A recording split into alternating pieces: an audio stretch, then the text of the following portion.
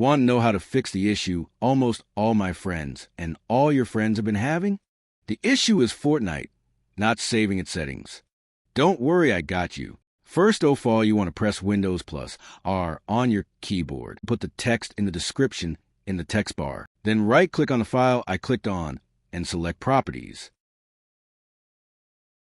Then if the Read Only square is checked, uncheck it and then click Apply, then OK. And then it should work boot up Fortnite and test it. The way I tested it is try and put performance mode on and then resetting the game. And when you load back in, if you have performance mode on, it means it worked. As you can see for me, it worked, and it should for you too.